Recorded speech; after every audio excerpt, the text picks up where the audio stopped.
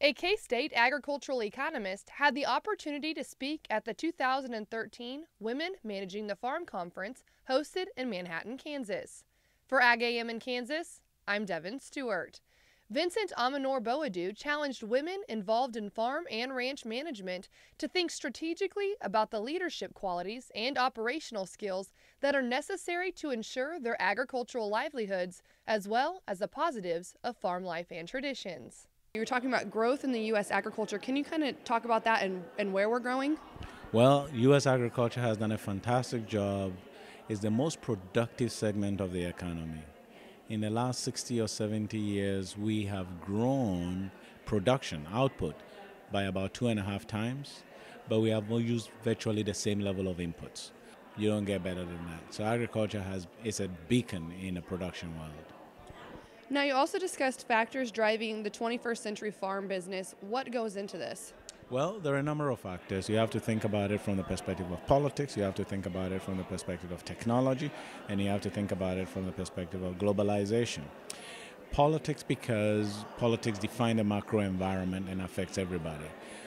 Technology, because agriculture is a very high-tech, high-capital industry. I mean, when you look at the seeds and the genetics and the machines that we are using, we didn't get a 2.5 times growth just by accident. There's a lot of technology that went into that, and a lot of it that we don't see behind the scenes.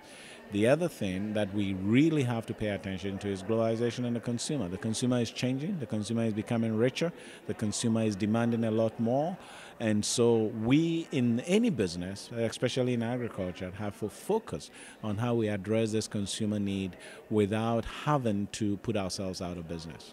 You also discussed increasing incomes with the example of meat consumption. Can you kind of explain that and the pushback from globalization? Whenever income begins to go up, people change diet. And the data is telling us that when people hit about $5,000 per capita, protein consumption goes up significantly because all of a sudden they can afford it. The pushback comes from resource utilization. So it takes a lot more grain to generate the same quantity of meat that somebody will eat instead of the grain that they will eat normally to get full. So there are people who are going to come out and say this is not sustainable, or all the things that people argue against. But that's also an opportunity for us, because now we can meet those needs. Those people who don't want, for example, to eat meat, we can sell them very expensive grain.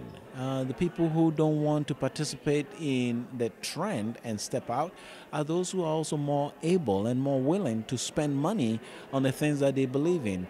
And what we have to do is to focus on addressing those consumer needs instead of fighting them. You also talked about the skills that are needed for a 21st century farm business. Can you go through those skills? And then I also want to touch on a couple of them. Yeah, there are 3 main skills that we have to develop. We have to be creative, we have to build leadership, and we have to be agile. And that's just because of the environment in which we find ourselves. When you talked about agility, you talked about China having a higher and faster turnaround rate with product. How will this affect the U.S.?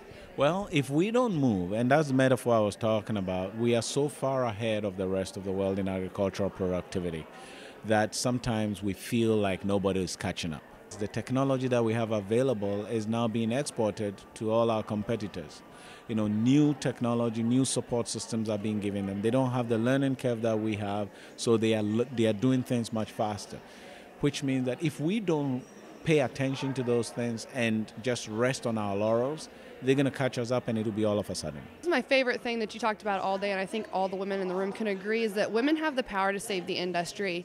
Can you discuss the reasons you think this? If you look at what is going on in the trends in agriculture, well, in the world right now, a lot more women are going to colleges, so they are no longer bound out of that. A lot more women are taking positions of authority. But when you look at agriculture, we still don't have the numbers. Even though women are the majority in our communities, we don't have the numbers in leadership position.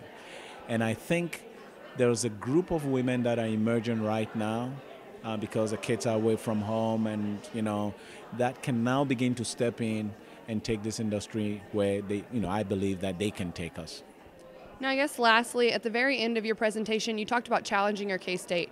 How do you think we can do this? Well, really, K-State is a resource for Kansas agriculture, and I don't think they are using us enough. I think that the easiest way is for them to attend events like this and let us know what they think, what they need, and we will respond. Another thing is that when we put on education programs, we want them to be there. For example, the Department of Agricultural Economics has a program called MAST, Management, Analysis, and Strategic Thinking for Farmers. And we want them to participate in these things because the information is there. And these guys know it. If we don't give it out, it's sitting there and it's wasted. So I think this is where I really need them to engage us, participate in our activities, tell us what they need to know, and we will do the research to bring that information to them. This is how we got to where we are, farmers and researchers working together. With Ag AM in Kansas, I'm Devin Stewart.